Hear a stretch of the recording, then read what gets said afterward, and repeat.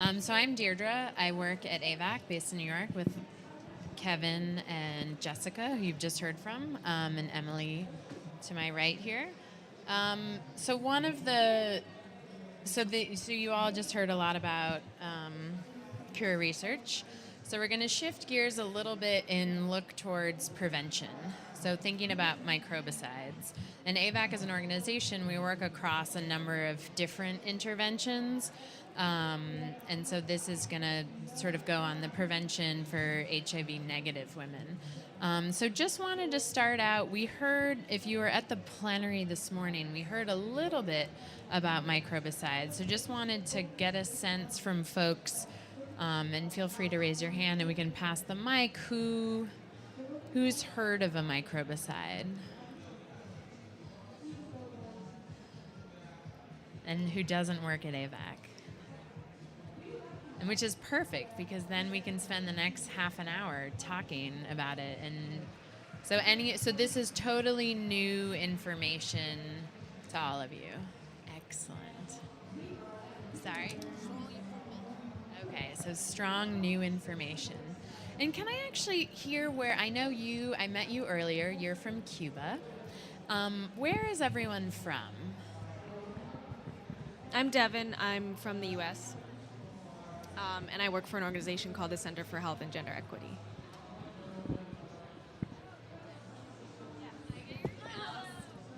Of community health, you're not going to have the infectious disease doctor likely,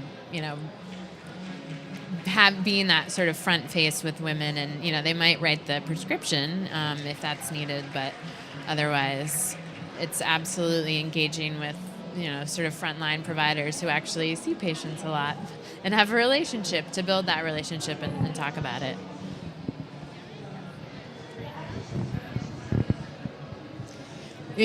Your experience, the people prefer microbicide than condom? Is that your question? The woman people prefer microbicide than female condom? Which the preventive? Good question. We don't know. I think that's one of the really good questions that we need answers to, and that sort of brings us to other options that are in the pipeline, like Dee talked about. Do women prefer a gel that's kind of used in a tampon-like applicator? Would they prefer a ring that's inserted? And then other options in the pipeline are like a film that you can insert that dissolves, or a tablet that dissolves. And would women prefer to use those options rather than a gel or a ring? So then that's exactly the type of answer that we need. What do women prefer and want, and what will they use? But also, I think, that's the fundamental question, and also kind of providing a range of options to women, so that, because not all women want to use the same option. So some women might prefer a female condom and others might prefer a gel.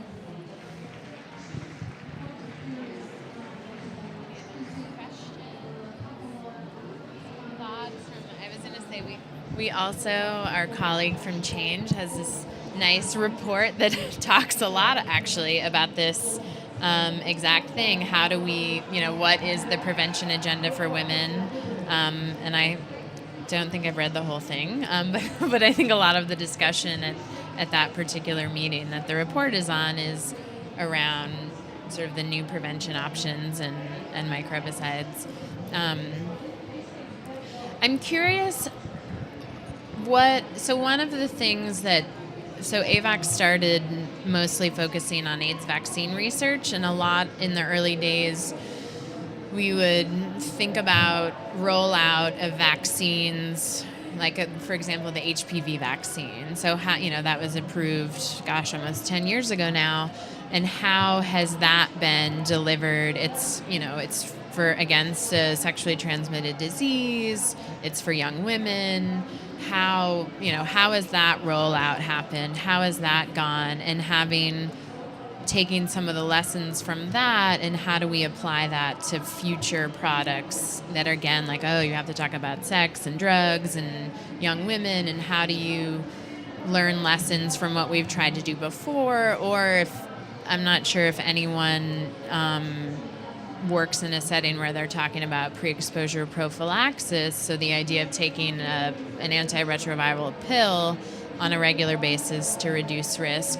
So I'm curious if in your experience as a nurse or just in any of your advocacy work around, sexual and reproductive health, what, are there lessons or are there things that as HIV prevention advocates we can do to sort of help lay the groundwork and make it sort of blaze the path, make it easier, so as soon as we get positive results, we can hit the ground running? Are there specific things that would be helpful, again, based on experiences we may have had with other products? I'm curious.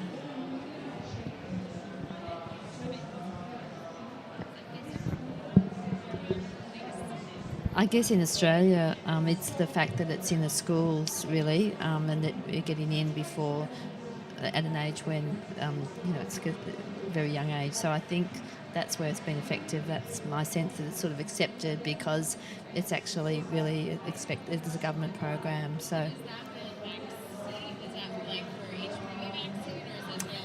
I think HPV vaccine is what I'm thinking of, and now it's actually across to males as well, young boys in Australia as well. So, and the outcomes are amazing, aren't they? The increase in diseases just for the partners of the young girls who had the vaccine. So now it's very accepted. So we're seeing people coming in who have heard about that, who are now, young men asking for that in their 20s, and so it's been very effective, actually.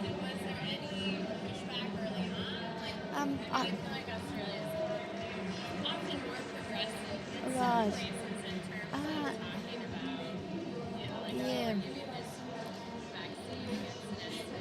Yeah, so what messages will be... I don't recall that. I wasn't actually working in community health at that time, so I don't recall that, but just as a member of the community, I don't actually remember that. Yeah, so... but certainly I don't get the sense that there's a real stigma. It's, certainly I guess there's some changes in Australian society too in terms of what's acceptable, but yeah, I don't know about other countries. Is it something HPV is around, vaccination in other countries? Do you have the HPV vaccine routinely in other countries?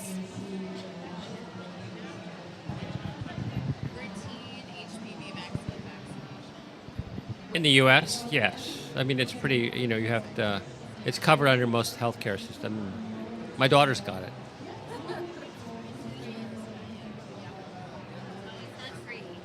No, it's not free, but if it's not free unless you don't have, if you don't have health insurance, it's not free.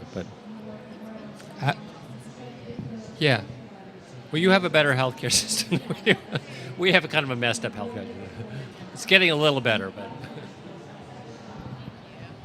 Any other reflections on, sort of the experience that, it changes on a lot of advocacy around sexual and reproductive health sort of ideas, or even as someone who works in the ministry, if I were to come to you and say, I have a new product that works to reduce HIV risk, what would you need to hear from me to make that happen and get young women in Cuba access to a new product? So do you think this sounds...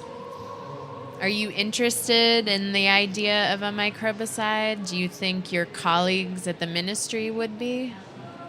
Maybe? How much cost of microbicide that I think that in Cuba having microbicide experience, because my country is a poor country, I think that is necessary the use of microbicide that is the new form of prevention. The woman people have a few opportunity of the select which type of prevention to make, and I think it's an important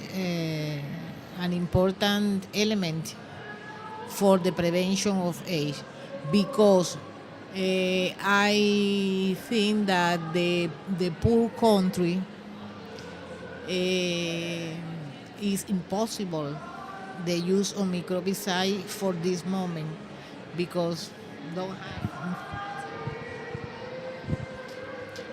In your experience, the microbicide in this moment are only in trial level. Yeah, so you make an excellent point. So it's still in trials. So we don't have one yet, but that cost is absolutely going to be a huge thing. And one of the things that's happening now, so the manufacturer who may make it, they're even thinking about things. How can we get the applicator as cheap as possible? How can we, I don't actually know what the numbers are now, what they're thinking about, but that's both getting the cost down as much as we can, but also thinking about how do we work with funders to prioritize if we get a microbicide, to make sure that that's part of your combination package. We get money for treatment, we get money for prevention, and microbicides is one of those. No, I had another question. Yeah.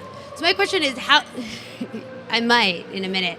No, my question is, how do you think about marketing microbicides so that women actually have access to it? I think coming from a school perspective, right? Like if you have HPV in schools, that gets the message out. But where you're in societies where there might be power dynamic issues and structural issues, how do you market and get microbicides to women so they actually have prevention options?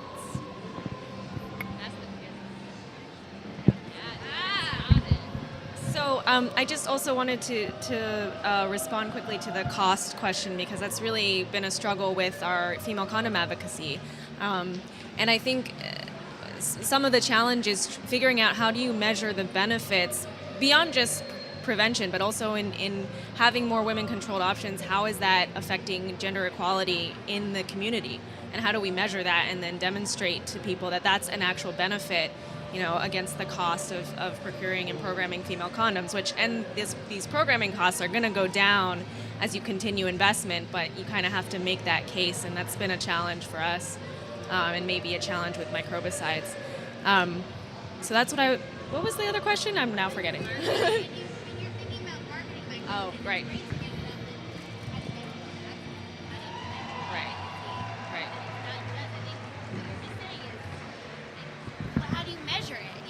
How do you actually put a measurement on women becoming, getting more independence and feeling equal and bringing that up, and then them having access to products and reducing HIV risk? Like, how do you measure that, and how do you advocate on both sides? And I think it's something I think we all struggle with, but it's a question for the credit. And I think why I ask it is, bringing it to school systems is such a good idea, but it doesn't work everywhere.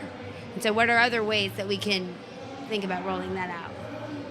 Beyond just getting it approved through the Ministry of Health, how do we actually get it in people's minds and get it adopted?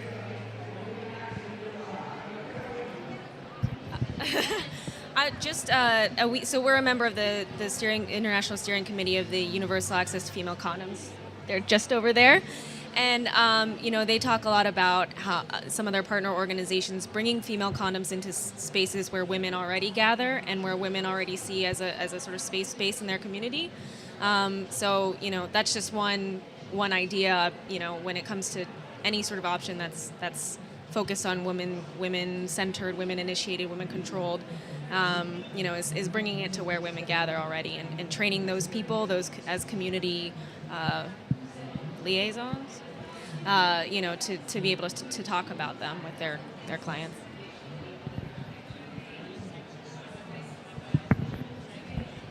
And I think that also comes to like the really important point of integrating microbicides into sexual and reproductive health programs and really making microbicides a part of those programs in terms of rollout and having physicians and nurses have knowledge of what microbicides are and really kind of spreading that before we're able to get the product out, just because then it can easily get to women once we have a product.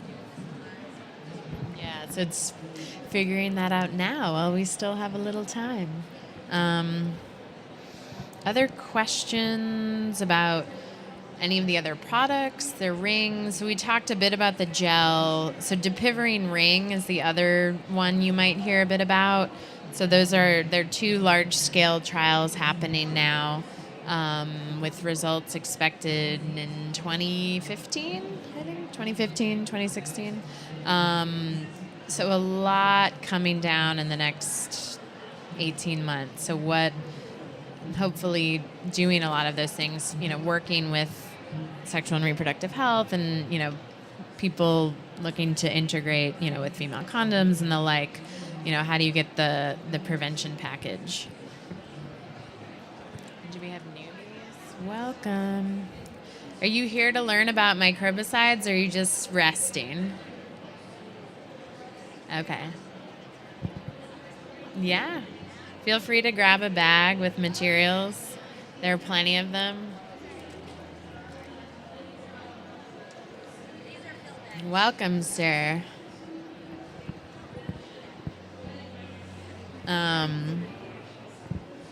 Questions, comments?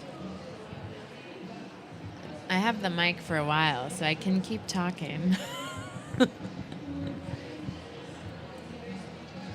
But yeah, so there's a lot of information in there. Our website has more information than you probably ever wanted to know about microbicides and also pre-exposure prophylaxis, which is sort of the other thing that we are doing a lot of work on, sort of in the similar space of ARV-based prevention. So are either of you, now that it's 2 of you, familiar with PrEP? A little bit? Because that's one of the other things that we've looked at, and actually our organization or our director wrote an op-ed in the Huffington Post recently. So the WHO guidance just came out on PrEP, or for key populations, and one of the things that we argued, and I think probably everyone sitting in this space would agree, that young women and women are also a key population.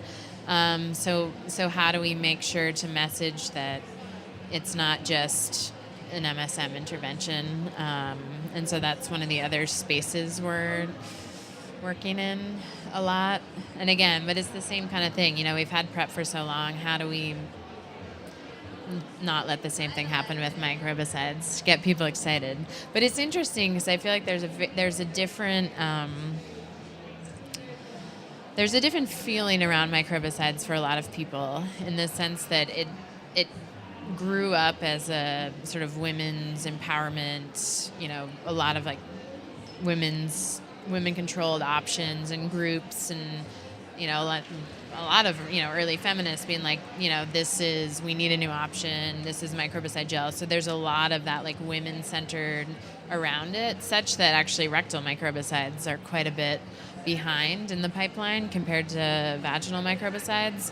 But so it'll be interesting to see how that might play out differently than PrEP, which some people just aren't big pill takers. So the gel seems less intrusive sometimes because it's not, I don't know, it's something that's just like on, I mean, I like pills, so I'm pretty good at that, yeah.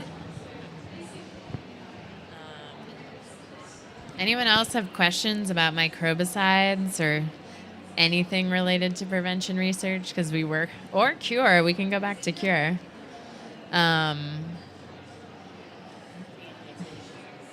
Oh, right, and MPT is another thing. That's exactly what Emily, bringing together sexual and reproductive health and HIV and STD prevention in one product. So it's much further away, but hopefully we'll have a gel or a ring or something that's contraceptive and reduces your risk of HIV and HSV2 and all of that in one product. But it's hard to make.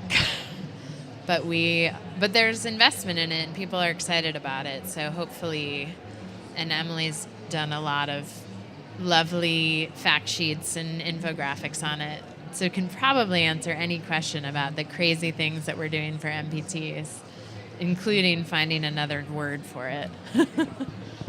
Because we don't need any more acronyms.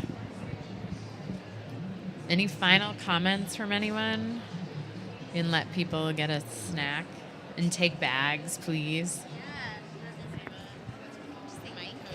Thank you for joining us.